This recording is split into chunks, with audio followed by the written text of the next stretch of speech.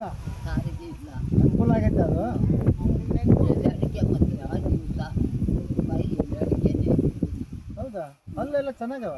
ಅಲ್ಲೂ ಸುಮಾರಾಗಿ ಅದೇ ಸರ್. ನನ್ನ ತಂದೆಗೂ ಅಲ್ಲೂ ಹೋಗಿದ್ದಿಲ್ಲ. ನನಗೆ ಇದು ಎಲ್ಲ ನೋವು ಇದೆಯಲ್ಲ ಇರ್ತದೆ. ಆದರೂ 100 ರೂಪಾಯಿ ಎಲ್ಲ ಅಡಿಕೆ ತಿಂತೀವಿ. ತಿನ್ಬೇಕು ನಾನು. ಹಾಂ, ಎಲೆ ಅಡಿಕೆ ಇದ್ದಿದ್ದೇ ಇರಾಕೆ ಆಗ್ತಿಲ್ಲ. ಯಾಕಂದರೆ ಹೊಟ್ಟೆಗೆ ಅನ್ನ 3 ದಿವಸ ಇದ್ದು ಹೋದಳು ಎಲೆ ಅಡಿಕೆ ತಿಂದು. ಓ, ನಾನು ಸಾಯಿಬ್ರ ಜೊತೆಯಲ್ಲಿ ಮೈಸೂರು ಕಡೆ ಹೋದರೆ ಬೆಳಿಗ್ಗೆ ಗಾಡಿಗೆ ಬರೋಕ್ಕೆ ಹೇಳಿದ್ರೆ ಮನೆಯಲ್ಲಿ ಊಟ ಮಾಡೋಕ್ಕಿಲ್ಲ. ಹಿಂಗೆ ಹೋಗ್ತೀನಿ, ಬರುವಾಗ ಮನೆಗೆ ಹೆಂಗೆ ಬರೋದು. ನಾನು ಹೋಟೆಲಲ್ಲೆಲ್ಲ ಊಟ ಮಾಡ್ತೀನಿ. ಹಾಂ. ಈಗ 11 ಎಕರೆ ಅಂದರೆ 11 ಎಕರೆನಾ ಇದೀಗ?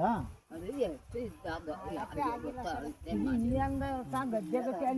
ಓ, ಅಲ್ಲಿ ಹಿಂದಿನವರೆಗೆ. ಹಾಂ. 1 ಎಕರೆ ಎಷ್ಟು ಓಡ್ತದೆ ಇಲ್ಲಿ? 1 ಎಕರೆಗೆ ಎಷ್ಟು ಎಂಥದ್ದು ದುಡ್ಡು? ಹಾಂ, 1 ಎಕರೆಗೆ 65,000 ಹೇಳ್ತಾರೆ. 65? 75,000. ನನಗೆ ಯಾರಿಗೆ ರೇಡಿ ಅಮ್ಮ 60-70 ಸಾವಿರ ಅಂತ 30 ಲಕ್ಷ ಹೋಗ್ತದಂತ ಇಲ್ಲಿ. ಎಷ್ಟು ಆದಾಗ ನನಗೆ ಏನು ಗೊತ್ತು. ರೈತರು ಹೇಳಿ ನನಗೆ ಮಾರ್ತೀರಾ ನೀವು? ಯಾರೋ ದುಡ್ಡು ಕೊಟ್ರೆ ಮಾರ್ತೀರಾ?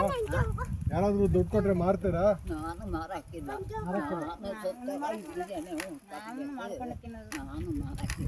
ಓ, ಹೌದಾ? ಹ್ಞೂ ನೀವು ಸತ್ತೋದ್ರೆ ಉಣಕ್ಕೆ? ಇಲ್ಲೇ ಉಣ್ಬೇಕು. ನಮ್ಮನ್ನೆಲ್ಲ ಹೊಲದಲ್ಲೇ ಉಣ್ಬೇಕು. ನಮ್ಮ ಯಜಮಾನ್ನೇ ಹೊಲದಲ್ಲೇ ಉಣ್ಬೇಕು.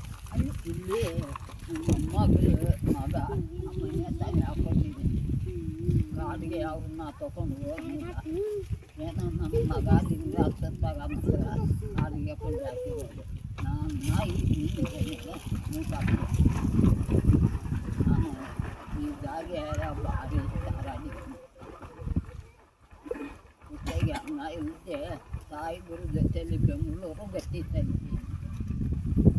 ನಾನು ಒಬ್ಬರೆಲ್ಲ ಹೋಗೋಕ್ಕೆ ಗೊತ್ತಾಗಿಲ್ಲ. ಸಾಯಿಬರು ಎಲ್ಲಿಗೆ ಹೇಳ್ತಾರೆ ಅವ್ರ ಜೊತೆಯಲ್ಲಿ ಹೋಗೋದು. ಇದು ಹೋರಾಟ ಬದುಕಿಂದ. ಬದುಕಿನ ಕಡೆಗ ಸಾವಿನ ಕಡೆಗ. ಯಕ್ಷ ಪ್ರಶ್ನೆ ಸರ್. ಹಾಂ, ಯಕ್ಷ ಪ್ರಶ್ನೆ. ಏನು ಆನ್ಸರಬಲ್ ಕ್ವಶನ್. ಅಂದರೆ ನಾನು ಸತ್ತರೆ ಮಕ್ಕಳಿಗೆ ಹೇಳಿದ್ದೀನಿ, ಮೊಮ್ಮಕ್ಕಳಿಗೆ ಮಕ್ಕಳಿಗೆ ನಾನು ಸತ್ತರೆ ಎಲ್ಲಿಗೆ ಹಾಕಬೇಡ, ಭೂಮಿಗೆನೇ ಹಾಕಬೇಡ. ನಾನು ಹಂಗೇನು ಹೇಳಿರೋದು, ಕಾಡುಗೆಲ್ಲ ಹಾಕ್ಬಾರ್ದು, ನನಗೆ ಭೂಮಿಗೆ ಹಾಕ್ಬೇಕಪ್ಪ. ಭಯಂಕರ ಶ್ರೀಮಂತ.